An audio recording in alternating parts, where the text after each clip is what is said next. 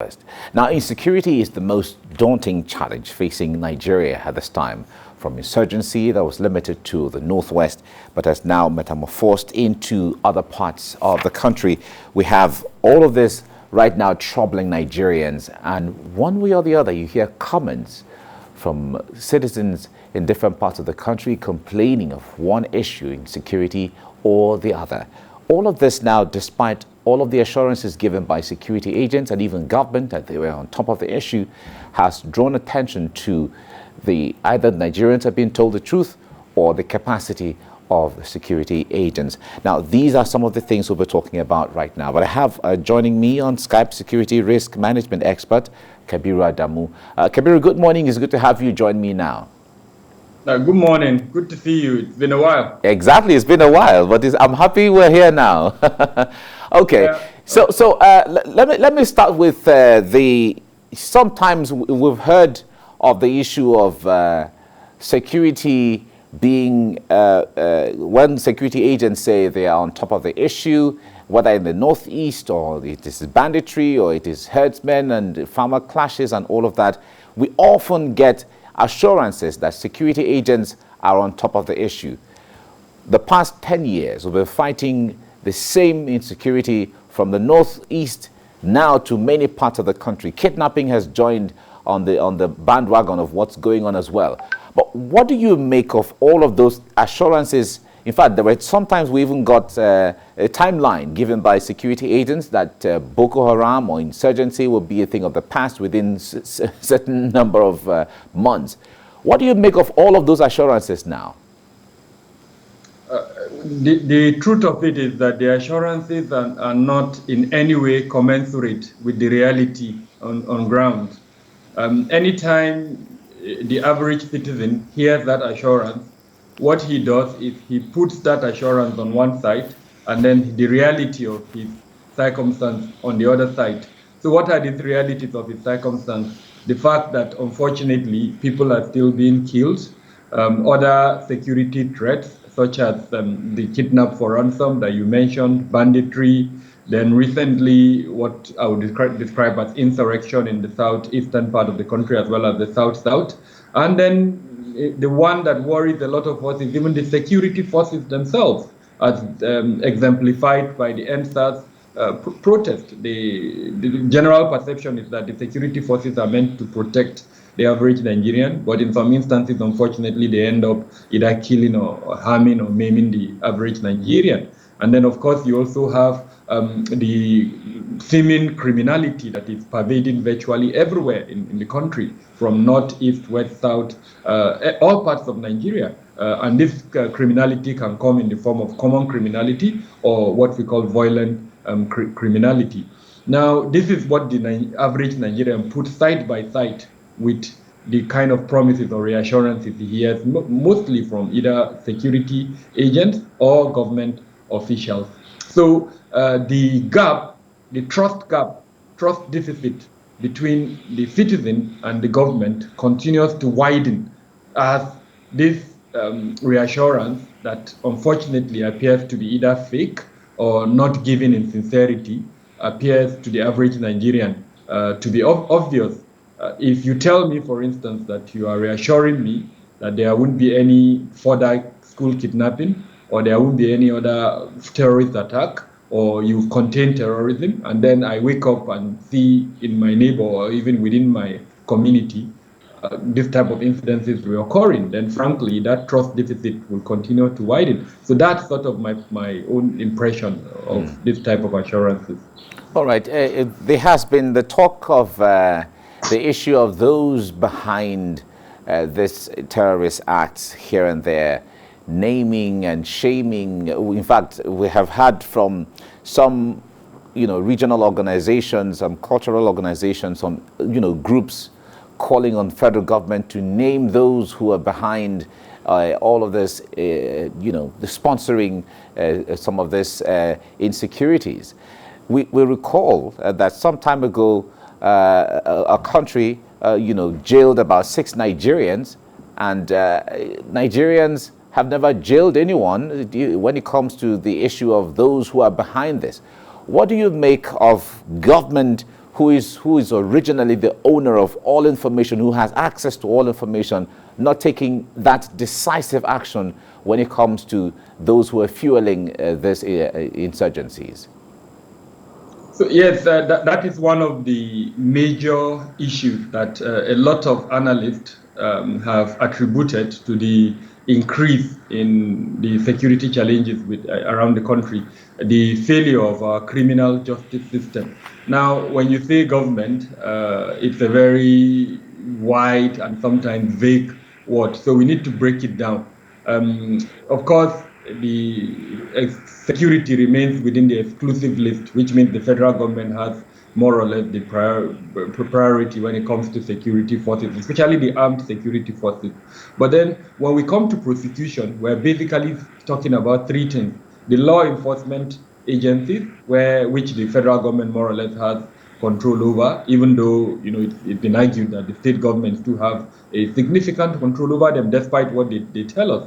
I, for one, know, for instance, that they are able to have meetings with all these elements of security forces that are deployed in their states through the state security councils. Then the next one is the court systems, the judicial system, which would rely on evidences usually presented to it by these law enforcement agents. And then, of course, you have the correctional services, which, depending on what the conclusion within the judicial system is, the person can go to the correctional system. Now, the challenge is this: prosecution is dependent on all of these three things that I've mentioned. Where there is a deficiency in any one of these three things, and unfortunately, the situation we have in Nigeria would be what we'll have, where offenses will be committed and the offenders will not be punished. And that means the pull factor, or sometimes even the push factor, could occur. A young person who is working hard, selling fruits, or whatever profession he decides to go into, and is making probably 100,000 naira in a year or a month, as the case may be. All of a sudden, he sees his mate who has gone into kidnapping,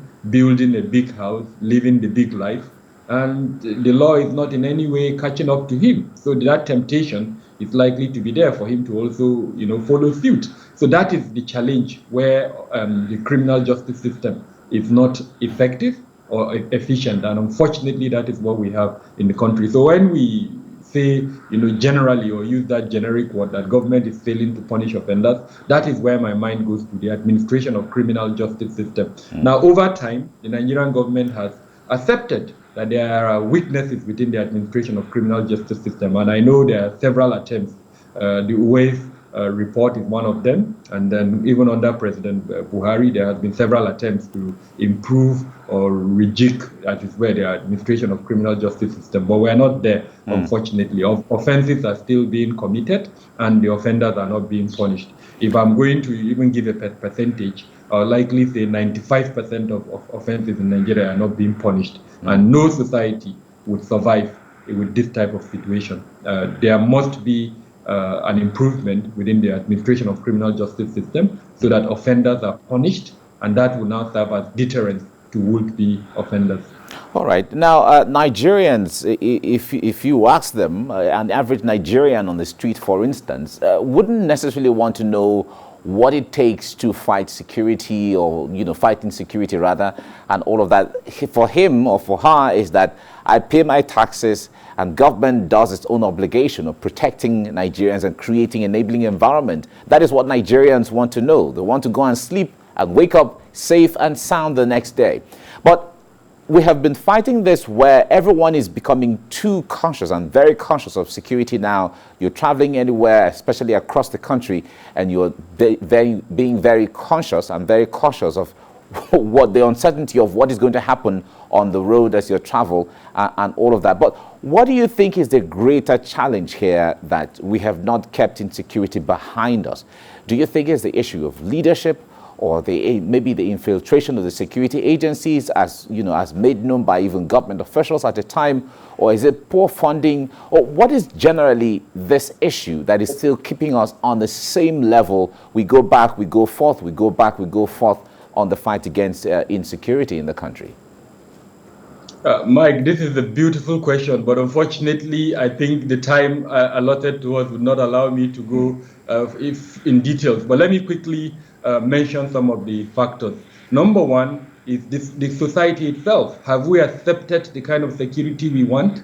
Um, I live in Abuja, and I think you are in Lagos. If I drive out this morning, and I'm sure if you do the same thing, probably right in front of your office or your home, that is where you start seeing people breaking the law.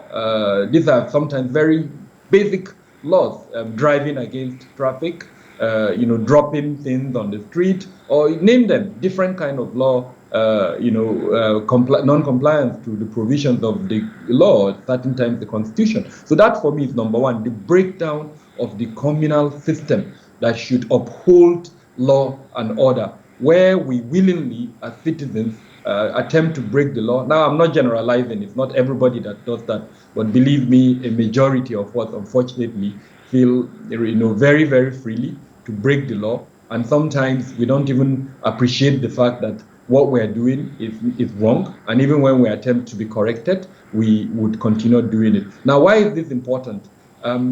Law enforcement is upholding what we as a people agree we want. Now, where unfortunately there is a majority of people breaking the law, and there is no number of law enforcement that can do that. So that for me is number one. Our value system as a people has deteriorated. Now, what are the shapers of this value system? I'll quickly mention three of them. The number one, our family system and the community system. A lot has gone wrong with our family system that is depreciating this value orientation that we should have. Number two is the educational system. We don't need to go into the details of how our educational system has almost collapsed. And then, of course, the last one is the religious institutions. Now, unfortunately, all of these three, the roles they should play in shaping our values as a people, are failing almost to a point where every right-thinking person should be worried. Now, that is number one. Number two is our politicians. They are meant to manage our disparate nature. We're different, no doubt.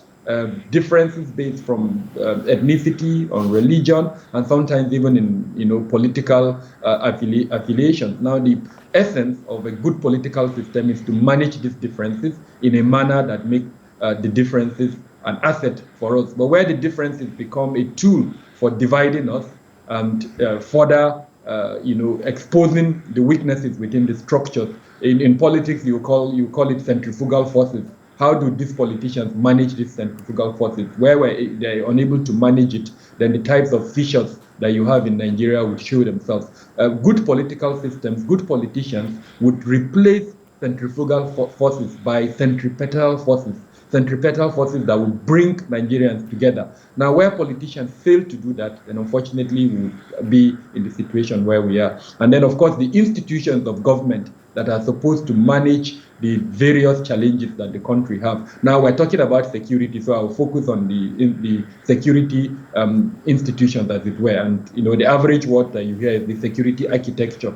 Unfortunately, the security architecture, I would say, has become mundane. It's become unable to manage the demands, the challenges of present-day Nigeria. We can talk about the quality of training. We can talk about the equipment. We can talk about the procedures, the operational guidelines that are in existence. And then the big one is the inability of the 27 ministries and departments and agencies within the security architecture to work together as one, and then to attempt to meet the objective, which is to provide security for you and I. They are operating in silos. Their intelligence gathering capabilities is not up to date. In today's parlance, we use the word 2.0. So there was NSAS protest, which is more or less a 2.0, social upheaval. A lot of it happened within the cyberspace. What kind of presence do Nigerian security apparatus has on the cyberspace to be able to understand threats even before they happen? So all of these things together, unfortunately, are the reasons. And for us to get out of it, we will have to take them one after the other to address them. All right. It's good you have touched all of those. As it is right now, Nigeria, several countries that are friends of Nigeria have offered to assist one way or the other. At this stage of going forward, there are even younger countries who are looking into other heavy investments, science, technology, space science, because they've, tried to conquer some other areas. We are still, looking at the mundane issue of even as things like insecurity and between farmers and herders and all of that. Should Nigeria be seeking foreign help ultimately to assist and put all of this behind it right now? Well, Mike, the irony of our situation is that we actually have foreign help. If you look at the military, there are currently, as far as I know, U.S. Military assets in Nigeria providing some form of assistance, mostly training, and sometimes both in terms of strategy and then technical military training. Britain has a significant asset to deployment in Nigeria, helping Nigeria. So there is the traditional BMAT, which is the British Military Technical Assistance to Nigeria, the domiciled, as it were, in the Ministry of Defense and supporting us in one way or the other. That is aside from other aspects of bilateral agreements that have been entered for training. Then there are several other countries too that we've entered these types of agreement with them. But one thing that I think should become very obvious to anyone is that you can only be helped to the extent that you want to help yourself. Especially given the nature of international politics that does not allow, interference in domestic matters. So the kind of guidelines that determine the bilateral relationship or multilateral relationship we have with countries would determine how they are able to help us.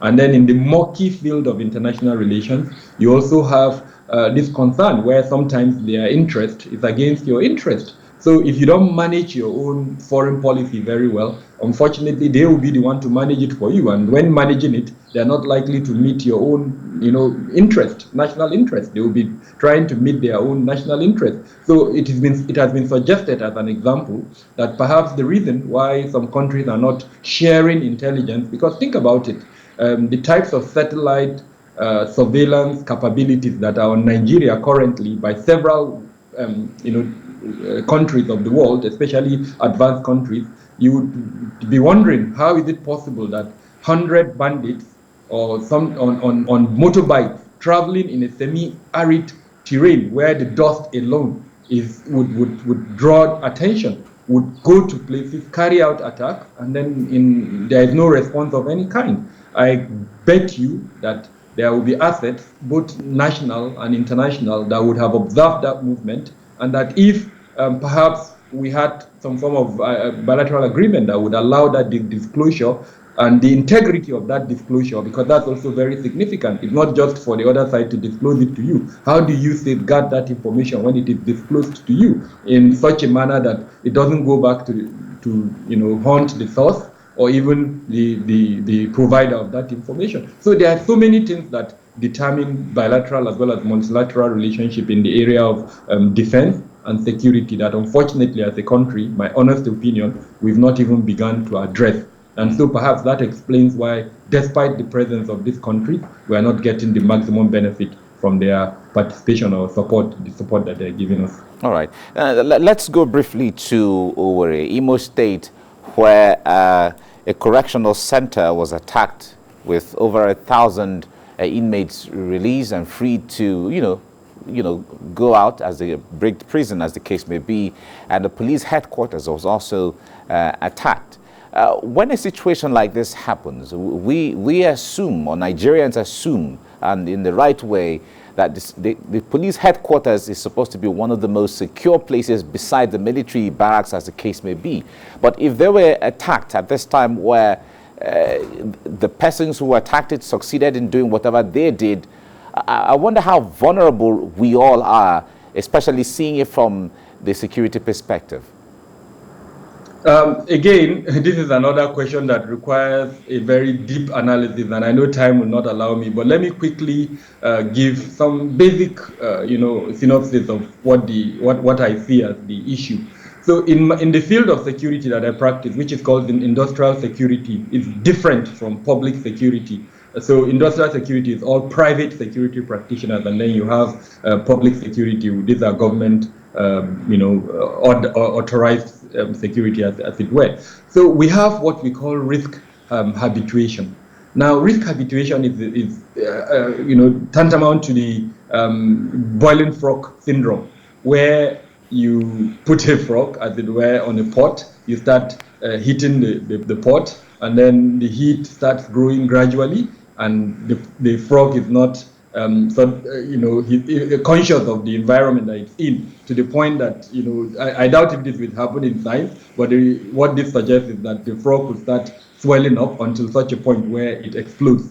Now, why am I giving this sort of analogy? I think that is what our security agencies have done. They've allowed the threat to grow to an extent where the threat is almost swallowing them up.